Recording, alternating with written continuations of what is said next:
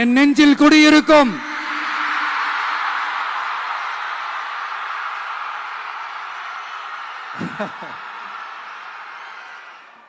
நாட்டுக்காக உழைப்பதற்கே அண்ணா பிறந்தார்.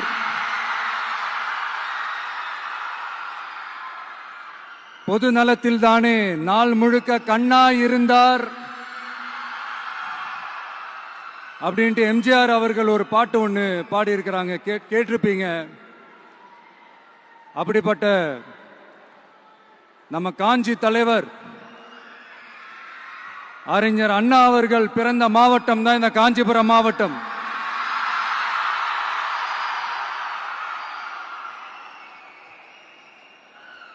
தன்னுடைய வழிகாட்டின்றதுனாலேயே தான் ஆரம்பிச்ச கட்சியினுடைய கொடியில அறிஞர் அண்ணா அவர்களை வச்சவர் எம்ஜிஆர்.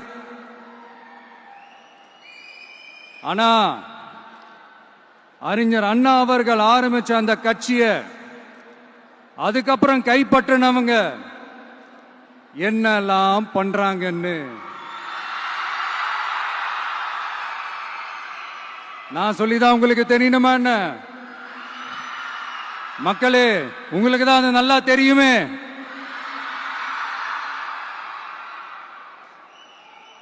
தனிப்பட்ட முறையில் எங்களுக்கும் அவங்களுக்கும் எந்த பிரச்சனையும் கிடையாதுங்க. எந்த வாய்க்கா வரப்பு தகராறுலாம் எதுவுமே கிடையாதுங்க. அப்படியே இருந்தாலும் அது நம்ம கண்டுக்கவே போறது இல்லைங்க. தனிப்பட்ட முறையில் அவங்களுக்கு வேணா நம்ம மேல வன்மத்தோட இருக்கலாங்க. ஆனா நாமெல்லாம் அப்படி கிடையவே கிடையாதுங்க. ஆனா உங்களை என்ன நம்ம எல்லாரையும் பொய் சொல்லி நம்ப வச்சு ஓட்டு போட வச்சு ஏமாத்தினாங்கல்ல,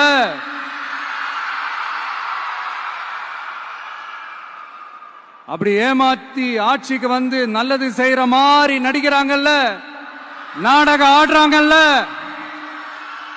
அவங்கள எப்படி நம்ம கேள்வி கேட்காம இருக்க முடியும்? அதனால அவங்கள நம்ம கேள்வி கேட்காம விட போறதே இல்லை.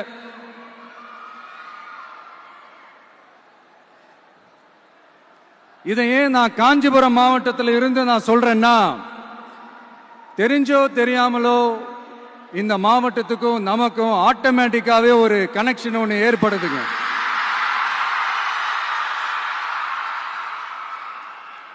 ஏன்னா நம்மளுடைய முதல் கள பயணத்தை தொடங்கினதே பரந்தூர்ல இருந்து தான். பரந்தூருக்கு போய் அந்த மண்ணில் நின்று அந்த மக்களுக்காக கேள்வி கேட்டதும் இதே அண்ணா அவர்கள் பிறந்த காஞ்சிபுரம் மாவட்டம் தான். இன்னைக்கு ஒரு பெரிய மனவேதனைக்கு அப்புறம் இந்த மக்கள் சந்திப்பு நிகழ்ச்சிக்கு வந்திருக்கிறதும் அதே அண்ணா அவர்கள் பிறந்த காஞ்சிபுரம் மாவட்டம் தான்.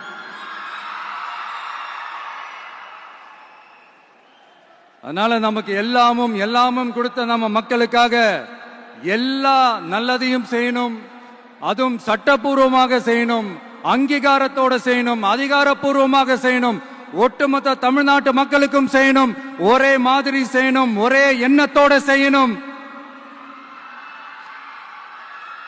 அந்த ஒரே லட்சியத்தோட தான் நாம் அரசியலுக்கே வந்திருக்கிறோம். அதனாலதான் மக்களிடம் செல் அப்படின்னு சொன்ன அண்ணாவை கையில் எடுத்தோம். அவங்க சொன்ன மாதிரி மக்களை நோக்கி போறோம்.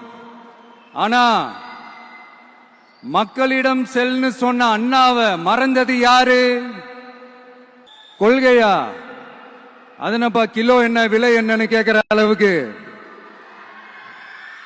அப்படி ஒரு கட்சியை ஒன்று நடத்திக்கிட்டு அந்த கட்சியினுடைய தலைவர் தமிழ்நாட்டு முதல்வர் சொல்றாரு, நமக்கு கொள்கை இல்லையா? எப்படி? நமக்கு கொள்கை இல்லையா? பிறப்புக்கும் எல்லா உயிருக்கும்னு ஒரு அடிப்படை கோட்பாட்டை நம்ம கட்சியினுடைய ஒரு முக்கிய கோட்பாட்டை அறிவிச்ச நமக்கு கொள்கை இல்லையா? எல்லாருக்கும் எல்லாமும் கிடைக்கணும், சமூக நீதி கிடைக்கணும், அந்த சமூக நீதி உண்மையான சமூக நீதியா இருக்கணும், சாதிவாரி கணக்கெடுப்பு நடத்தணும்னு ரொம்ப ஸ்ட்ராங்கா சொன்ன நமக்கு கொள்கை இல்லையா? CAA அறிவிச்சதுக்கு அப்புறம் அப்ப நம்ம கட்சி ஆரம்பிக்கிறதுக்கு முன்னாடியே எதிர்த்த நமக்கு கொள்கை இல்லையா? வகுப்பு சட்டத்தை எதிர்த்து உச்ச நீதிமன்றத்துக்கு முதல்ல போன நமக்கு கொள்கை இல்லையா? நீட்ட வந்தா ஒழிச்சிருவேன், நீட்ட வந்தா அழிச்சிருவேன், ஆட்சிக்கு வந்தவனே ரத்து செய்யறதே நீட்ட தான், அப்படி இப்படின்னு கதையெல்லாம் விடாம கல்விய மாநில பட்டியல சேர்க்கணும்னு சொன்னதோட மட்டும் இல்லாம அதுக்கு ஒரு இடைக்கால தீர்வை சொன்ன நமக்கு கொள்கை இல்லையா? சமத்துவம் சம வாய்ப்புன்னு ரொம்ப ஸ்ட்ராங்கா சொன்ன நமக்கு கொள்கை இல்லையா? இப்படி கொள்கையை வெறும் பேச்சில மட்டுமே பேசிக்கிட்டு எல்லா கொள்கையும் அண்டர் கிரவுண்ட்ல அடக்கி வச்சுக்கிட்டு என்னமோ இவங்களுக்கு மட்டும்தான் எல்லா கொள்கையும் குத்தகைக்கு எடுத்த மாதிரி. இவங்க கொள்கையே கொள்ளை தானே. எப்படி? இவங்க கொள்கையே கொள்ளை தானே. இதெல்லாம் மக்களுக்கு யாருக்கும் தெரியாதுன்னு நினைச்சிட்டு இருக்கீங்களா? எங்க கட்சி ஒன்றும் சங்கரமணம் இல்லைன்னு சொன்னது யாரு? யார் சொன்னாங்க? ஏன் சொன்னாங்க? எதுக்கு சொன்னாங்க? இப்ப உங்க கட்சியில என்ன நடந்துகிட்டு இருக்குது அதையும் கொஞ்சம் யோசிச்சு பாருங்க, இதையும் கொஞ்சம் யோசிச்சு பாருங்க. அதனால பாப்பா, பவள விழா பாப்பா, நீ பாசாங்கு காட்டாத பாப்பா. நீ நல்லவர்கள் போல் நடிப்பதை பார்த்து நாடே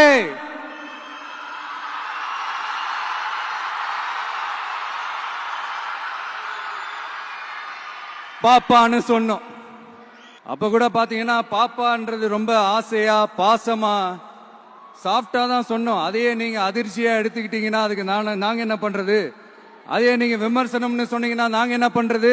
இன்னும் நாங்க விமர்சனம் செய்ய ஸ்டார்ட் பண்ணவே இல்லையே, இன்னும் நாங்க அடிக்க ஸ்டார்ட் பண்ணவே இல்லையே, அதுக்குள்ள அலர்னா எப்படி?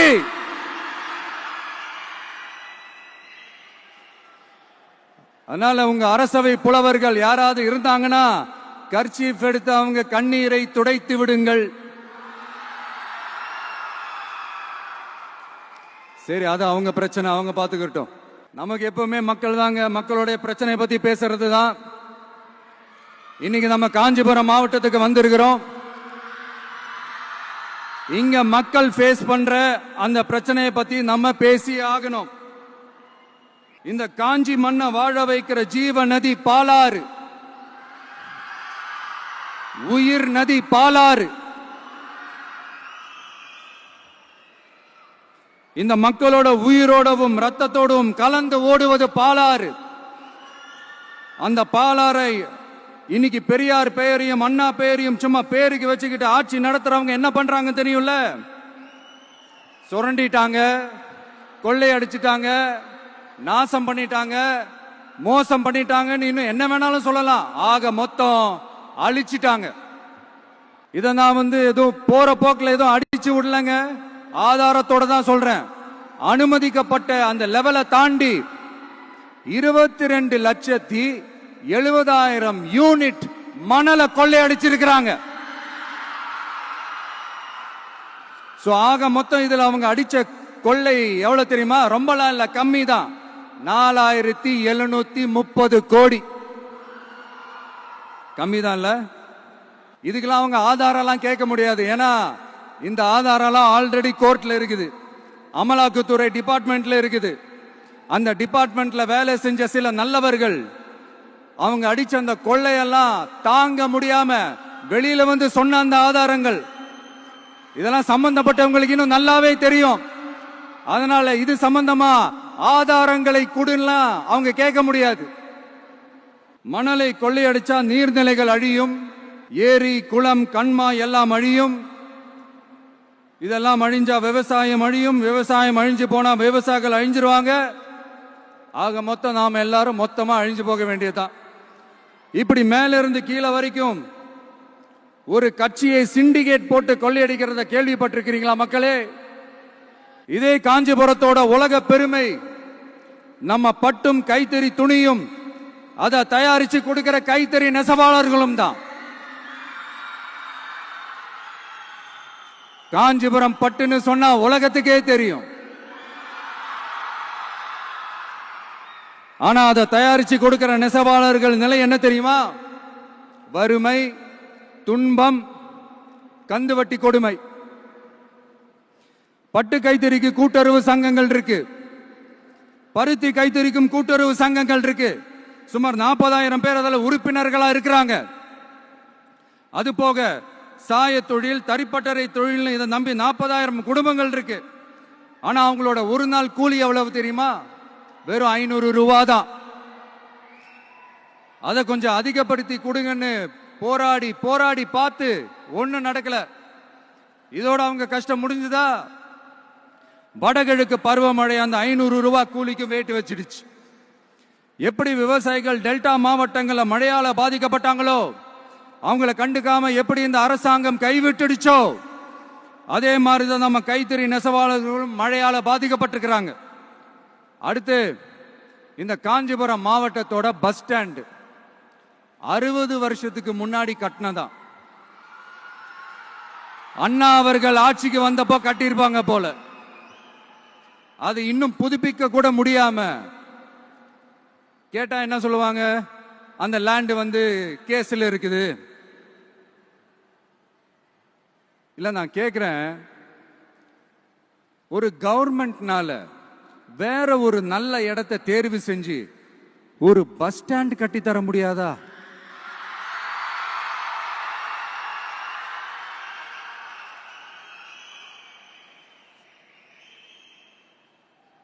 பிரச்சனை என்ன தெரியுமாங்க? அவங்களுக்கு மக்களை பத்தி யோசிக்கிறதுக்கே நேரம் இல்லை. அதுதான் பிரச்சனை.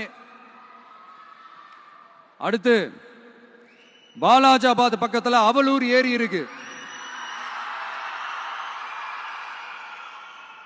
அது பாலாற்றை விட உயரமா இருக்கு. அதனால என்ன ஆகுதுன்னா, ஆத்து தண்ணி ஏரிக்கு போக முடியாம போயிடுது. அதை சரி பண்ணி அந்த இடத்துல ஒரு தடுப்பணையை கட்டினா ஏரி நிறைய தண்ணி நிற்கும். அப்படி நின்னா அவலூர் மட்டும் இல்ல, ஆசூர் உட்பட இன்னும் எத்தனை கிராமங்கள், எத்தனை ஆயிரம் ஏக்கர் விவசாயம் நல்லா நடக்கும். இதுக்கு இன்னும் எத்தனை வருஷம் மக்கள் கோரிக்கை கொடுக்கணும், மக்கள் போராடணும். இந்த பிரச்சனை எல்லாம் இருக்கிற அதே காஞ்சிபுரம் மாவட்டத்தில் தான் பரந்தூர் ஏர்போர்ட் கட்டுற பிரச்சனையும் இருக்குது. அந்த பிரச்சனையில கண்டிப்பா நாங்க விவசாயிகள் பக்கம் தான் நிற்போம். அதுல எந்த மாற்று கருத்துமே கிடையாது. இந்த கவர்மெண்ட் பரந்தூர் விவகாரத்தில் எங்களுக்கோ இல்ல விவசாயிகளுக்கோ எந்த விதமான காரணங்கள் சொல்லி எஸ்கேப் ஆகவே முடியாது. இப்படி மக்களுக்காக மக்களோட பிரச்சனைகளை எடுத்து பேசுறதுனால இப்ப ஆட்சியில் இருக்கிறவங்களுக்கு நம்ம மேல ஒரு ஆத்திரம் வரத்தானே செய்யும். அதனாலதான் நீங்க பாத்தீங்கன்னா சட்டசபையில் ஆரம்பிச்சு ஒரு சாதாரண நிகழ்ச்சி வரைக்கும் எல்லா மேடையிலையும் மேடைக்கு மேடை டிவிக்கே தான். டிவிக்கே அவதூறு, அவதூறு டிவிக்கே, டிவிக்கே அவதூறு, அவதூறு டிவிக்கே. இதுக்கெல்லாம் கண்டிப்பா நாங்க பதில் சொல்லுவோம், சொல்லாமலாம் இருக்க மாட்டோம். இப்ப கூட கரூரை பத்தி பேசுவேன்னு எதிர்பார்த்திருப்பாங்க.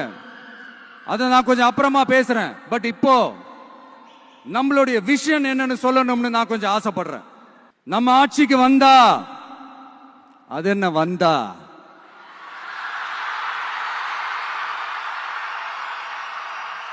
வருவோம். மக்கள் கண்டிப்பா நம்மளை வர வைப்பாங்க. மக்களுக்கான ஆட்சியை மக்களே விரும்பி வர வைக்கத்தானே செய்வாங்க. அப்படி மக்களால் அமைக்கப்பட போற நம்ம ஆட்சியில நம்ம என்ன செய்ய போறோம்ன்றது அதுக்கான அந்த தேர்தல் அறிக்கையில அதுக்கான விளக்கத்தை டெஃபினட்டா கொடுப்போம். பட் அதுக்கு முன்னாடி ஒரு சின்னதா லைட்டா நான் கொஞ்சம் அதை சொல்லணும்னு ஆசைப்படுறேன். எல்லாருக்கும் நிரந்தரமான வீடு இருக்கணும்.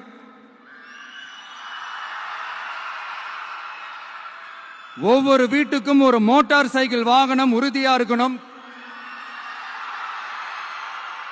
காரும் தான் லட்சியம்.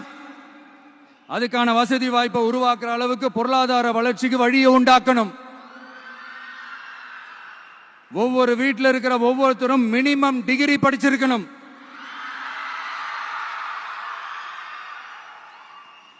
ஒவ்வொரு வீட்லயும் குறைந்தபட்சம் ஒருத்தருக்கு நிரந்தர வருமானம் கிடைக்கணும். அதுக்கான வேலை வாய்ப்பை உருவாக்கணும். அதுக்கு தகுந்த மாதிரி கல்வியில பாடத்திட்டத்தில் சீர்திருத்தம் செய்யணும். கவர்மெண்ட் ஹாஸ்பிட்டல்ஸுக்கு மக்கள் எல்லாரும் பயம் இல்லாம நம்பி போற மாதிரி மாத்தணும். பருவமழை காலத்தில் ஏற்படுற வெள்ளத்தால ஊரும் சரி மக்களும் சரி விவசாயமும் சரி பாதிக்கப்படாம இருக்கணும். அதுக்கு 4000 கோடி திட்டம்னு ஒரு உருட்டுனாங்களே, அந்த மாதிரி எல்லாம் எதுவும் இல்லாம உண்மையான ஒரு பாதுகாப்பு திட்டத்தை உருவாக்கணும். மீனவர்களோட, தொழிலாளர்களோட, நெசவாளர்களோட, அரசு ஊழியர்கள் மற்றும் ஆசிரியர்களோட கருத்து கேட்டு அவங்களுக்கான பாதுகாப்பு மற்றும் வளர்ச்சி திட்டங்களை உருவாக்கணும். உருவாக்குறது மட்டும் இல்ல, அதை செயல்படுத்தணும். முக்கியமா இண்டஸ்ட்ரியல் டெவலப்மெண்ட்ஸ்ல கான்சென்ட்ரேட் பண்ணணும். எல்லாத்தையும் விட ரொம்ப ரொம்ப முக்கியம், சட்டம் ஒழுங்க ரொம்ப ஸ்ட்ரிக்டா வச்சிருக்கணும். நம்மளுடைய அம்மா, அக்கா, தங்கச்சிகள், அவங்களுடைய பிள்ளைகள், குழந்தைகள் எல்லாருக்கும் பாதுகாப்பை, அதுவும் உண்மையான ஸ்ட்ராங்கான பவர்ஃபுல்லான பாதுகாப்பை உண்டாக்கணும். அண்ணா யூனிவர்சிட்டியில நடந்த அந்த பெண்ணுக்கு நடந்த அந்த பிரச்சனை மாதிரியோ, இல்ல கோவையில நடந்த அந்த கல்லூரி பெண்ணுக்கு நடந்த பிரச்சனை மாதிரியோ அதெல்லாம் நடக்க விடவே கூடாது. நம்ம வீட்டு பெண்கள் ஸ்ட்ராங்கா, பயமே இல்லாம தைரியமா இருக்கணும்.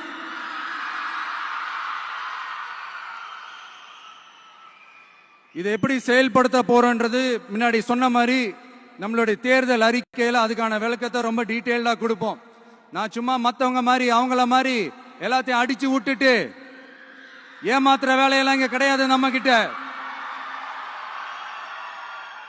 நான் மறுபடியும் சொல்றேன், நம்ம அரசியலுக்கு வந்தது உங்களுக்கு நல்லது நல்லது நல்லது மட்டுமே செய்யறது தான்.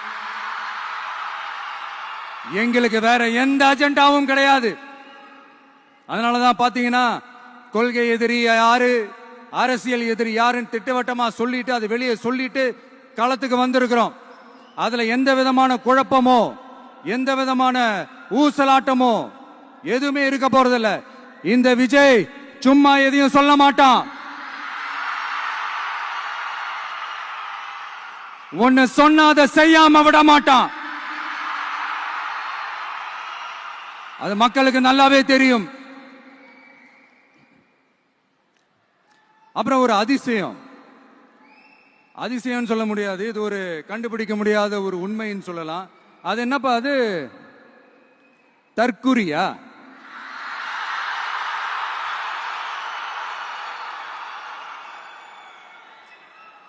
நம்ம டிவிகேக்கு சப்போர்ட் பண்ற கோடிக்கணக்கான லட்சக்கணக்கான மக்கள், நம்மளுடைய நண்பிகள், நம்மளுடைய ஜென்சி கிட்ஸ் எல்லாரையும் தற்குறிகள்னு சொல்லி வாங்கி கட்டிக்கிட்டு இப்போ அவங்களாம் தற்குறி எல்லாம் கிடையாது, அப்படியெல்லாம் அவங்கள கூப்பிடாதீங்க, அவங்க சங்கிகள்லாம் கிடையாது, அப்படியெல்லாம் அவங்கள கூப்பிடாதீங்கன்னு சொல்லி ஒரு குரல். யாருடா அந்த குரல் அப்படின்னு பார்த்தா, இப்ப ரீசெண்டா அறிவு திருவிழான்னு ஒண்ணு நடத்தினாங்கல்ல, சாரி அவதூறு திருவிழா.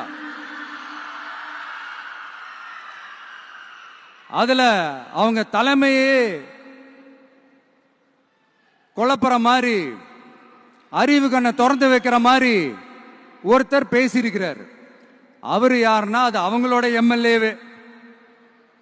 அந்த எம்எல்ஏ யாருன்னா நம்மளுடைய கொள்கை தலைவர்கள் ஒருத்தரான மக்கள் சேவகர் அஞ்சலை அம்மாளோட சொந்தக்காரர்.